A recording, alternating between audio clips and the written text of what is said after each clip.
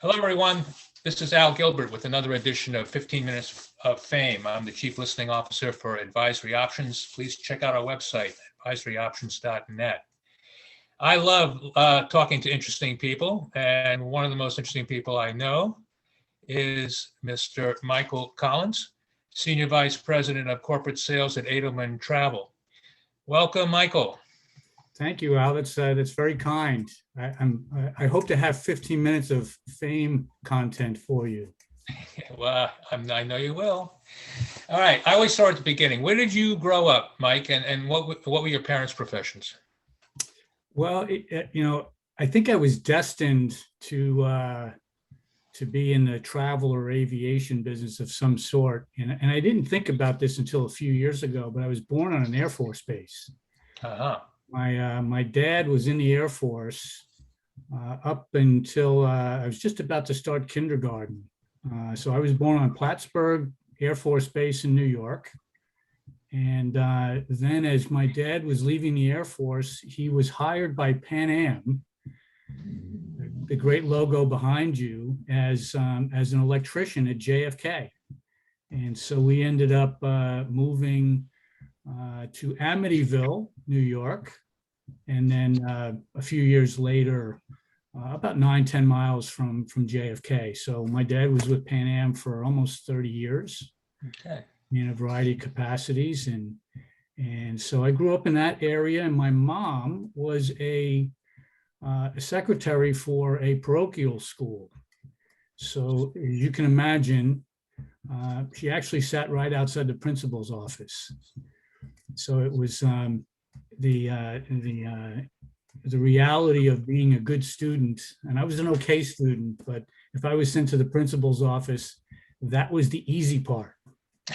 Go past my mom to get to the principal's office. Wow. Or as you may know, in those days, if you did something wrong in class, they moved your desk up next to the teacher. Yeah. So that I had some extra discipline, oversight, if you will. Boy, that's tough. Hey, looking at your career, I said we're both Pan American brothers. I was there for 8 years. You were there for basically 1 year, it looks like. Yeah. And then you worked for American Express, BCD, back to American Express, then Edelman, which became BCD. You know, for someone who's experienced as you are, you don't get around much in 40 years. Yeah, I did do the count, Al. It's like I'm on my 38th year, and I think the last count I was at 20 different roles over those 38 years. Yeah. And, Well, when we worked together at Amex GBT, I mean, I reported up through Ben Perotti to you. One of the things I respected most about you is that you were one of the few executives who didn't have their hair on fire from time to time. And I was just wondering, you know, where did you learn that leadership skill? You were always very sort of calm and even keeled, and where'd you learn that? Yeah, you know, it's since I'm an enlisted guy in the business, I started as an agent for Pan Am. And the reason that only lasted a year, interestingly enough, although it was a very notable year, as you know, I think I've been in the Pan Am alumni, just being part of that organization for a short period of time, just incredible attention and loyalty. But we were Teamsters, even as res agents in New York in the Pan Am building. And it was a tough time there in the early 80s. And like many things that happened at the time, it may not make sense, but things happen for a reason. And when we were being laid off, last in, first out, the sales rep from Pan Am, who was calling on Amex, told us, there were about 20 of us, that Amex was opening a Midtown Manhattan BTC. It was really the advent of business travel. So to answer your question, I think a lot of it was just working through the ranks from the front line, from being an agent and servicing customers of all types across a range of eras within our business. So I always, from being a young guy at Pan Am and then Amex, sort of looked at and picked up along the way what were the good traits of managers and leaders. And I always thought that one of the important attributes was, how did you manage adversity? How did you deal with ambiguity? How, instead of overreacting, did you take a position to try and advocate for your team and your people to get the right outcome, whether it was an internal objective or something happening with customers or external is as I came to find out as things went on, that it turns out to be something that's big in the Marine Corps, which is lead from the front. And so just being in the mix, I think, helped develop that attribute. Yeah, well, that makes sense now. I mean, the fact that you worked your way up to the ranks, you had empathy for the people that you were managing. You knew what they were going through versus some managers who come in from a different industry altogether and just don't have that experience. Let me ask you this: given that, who were some of your role models for that leadership, either by name and or by example? Yeah, I was very fortunate.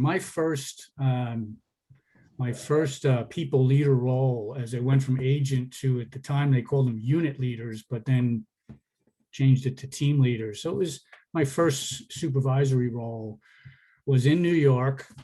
And what Amex was doing at that time was, those are the days before online tools. So everything was telephonic servicing, right? High touch servicing customers, and the service center, the call center, just got bigger and bigger as you grew it.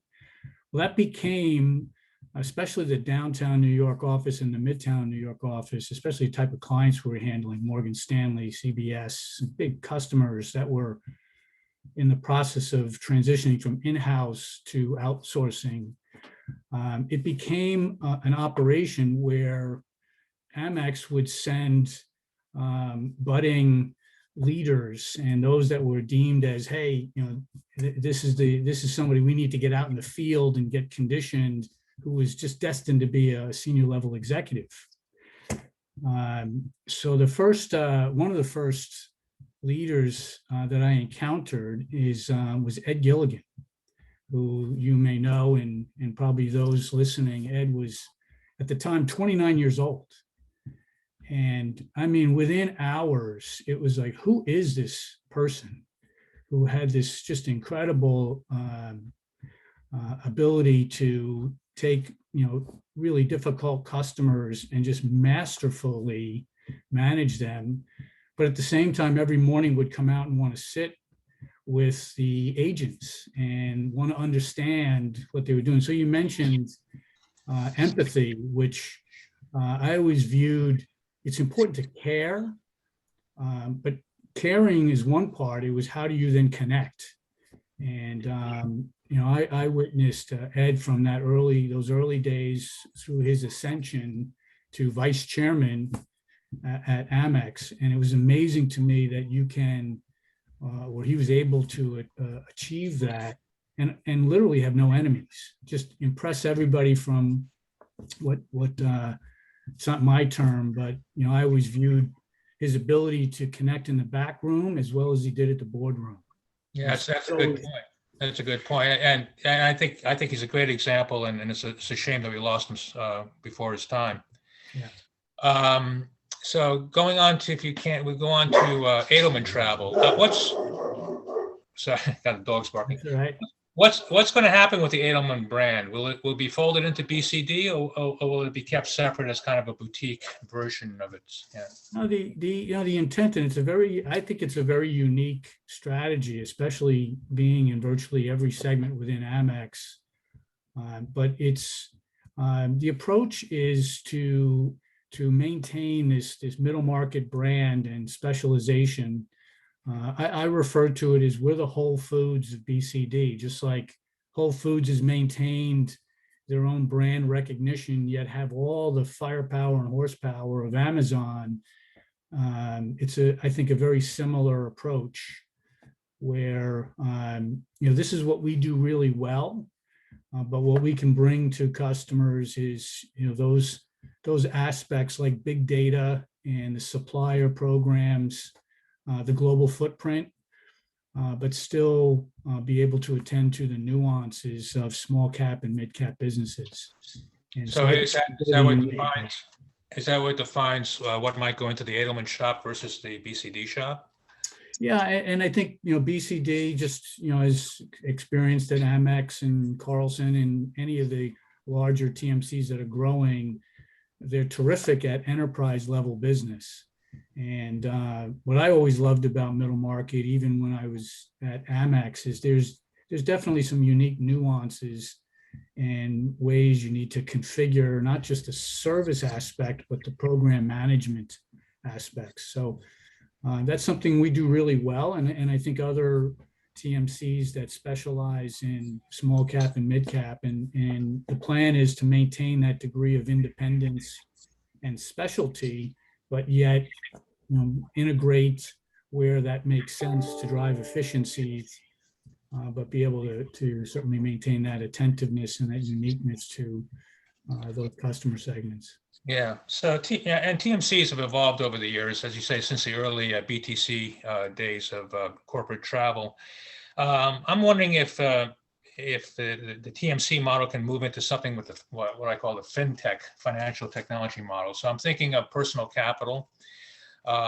This is where I manage my money. It started off as a aggregator of different accounts. It was a place that I could put all my different accounts into one place and see a dashboard. And then over time, I allowed them to manage more of my assets. Can that work in the TMC world, where you might provide a place where people might be using different sources of bookings outside the TMC, and then you give them the option of putting it all in one basket? Is that possible? If I'm following, one thing you mentioned, fintech, I do think that, and I'm not the only one thinking this, but the next sort of evolution, if you will, is definitely, we talk about this every day, is how to continue to better support and service and manage the E in T&E. So the expense side, the payment, the reconciliation. So I think there's a natural progression from booking to payment to reconciliation that is part of that evolution.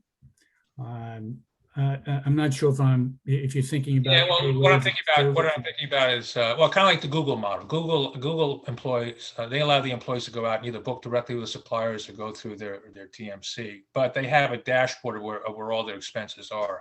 So could the TMC be that aggregator for no matter where you book your travel?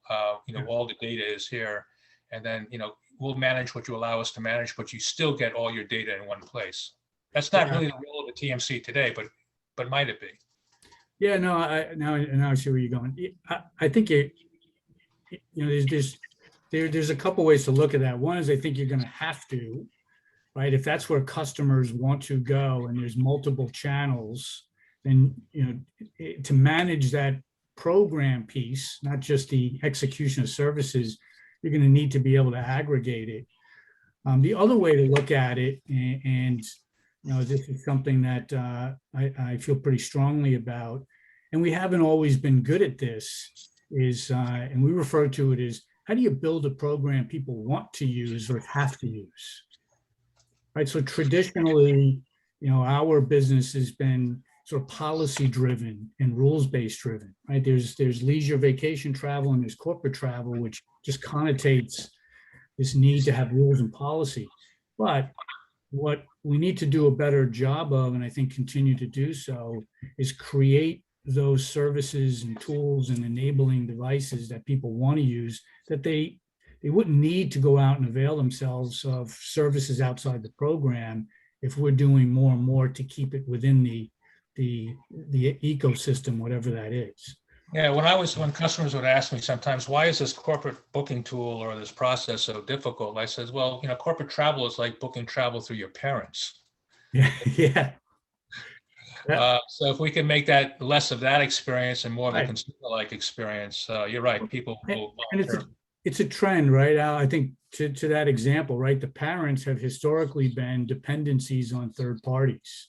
Mm-hmm. Nothing wrong with that, But if you look at how it's evolved, if you've got so many, right, then, to the extent that I think those that are 2.0, or as we refer to 3.0 TMCs, is how do you create that proprietary layer that allows you to manage the customer experience, and yet no matter how many other providers plug into that, you're managing that integration better by having some form of ability to control the inventory, manage the experience. And so I think if that's, back to your point, is there shouldn't be any limitation of us to be able to go out and bring in, it could be ancillary services, right? Another area that's been a bit elusive, why can't we manage the total trip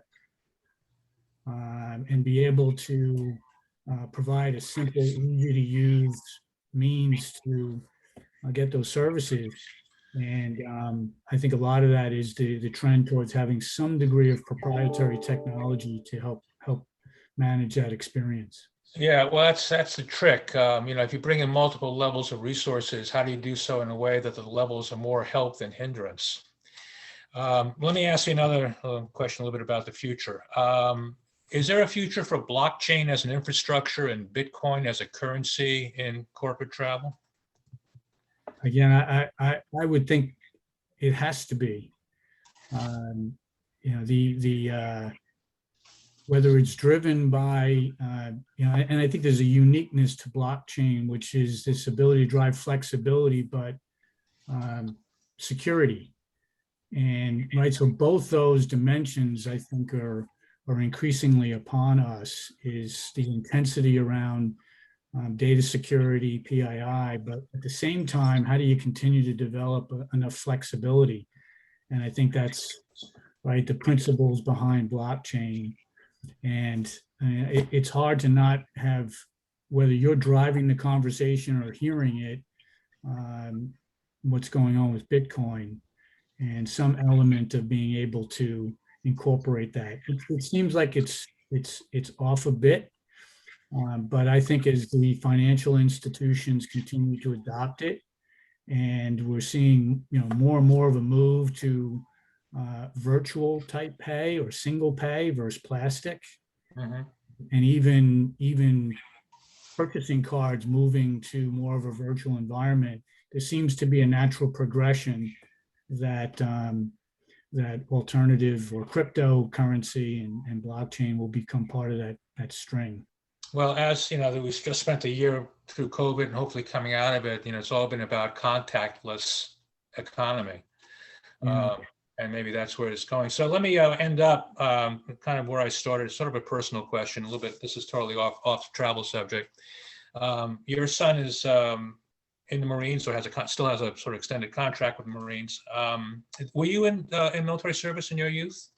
I was not, other than being born on a base, but I was not. Okay. Well, my question is this: I wasn't either. I was exempt during the war, but Vietnam War, of course. But my question is this: do you think, even during peacetime, that there should be a military obligation that would include both men and women, just for the experience of being in the military? That's an interesting question. As they do in Israel, right? I think there's a couple countries that it's required. Some European countries like Norway as well. Yeah. And so there's a certain, I guess, benefit and appreciation. What I certainly experienced with my son and a second boy of ours, and I say this often: if every American can go to a military graduation, yes, it was Paris Island. It's just such an immense appreciation, and I think there was so much gained that I'd probably come down, Al, in saying that it should still be a choice. But I've been blessed with my sons. I have one that went the trade school route, a couple that went to the military, and one that's about to graduate with an accounting degree.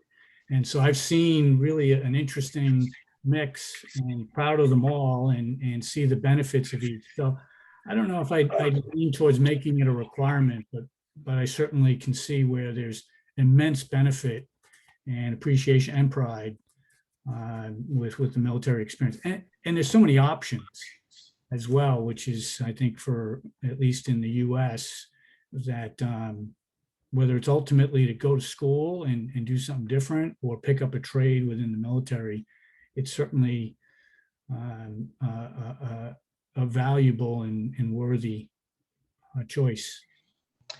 Yeah, I agree. And it is all about choice. But so I'll leave it there. We've been talking to Mike Collins, Senior Vice President for Sales for Edelman Travel, a good leader. Great pleasure of mine to work with you, Mike, and I wish you all the best. Thank you for this. Well, thank you, Alan. If I could just say, which I like to say either at the beginning or at the end of opportunities, is a thank you to you. And I've been blessed to work with and for a lot of amazing teams and people and compete as well. So, raising my game, it's been my life's work, the travel business. And I'm very grateful and thankful for everybody I've come across and been able to be a part of. And it's allowed me to take care of my family. So I thank you and I thank everybody out there that's been part of that. Appreciate it. All right. Take care now, Mike. You bet. Thanks, Al.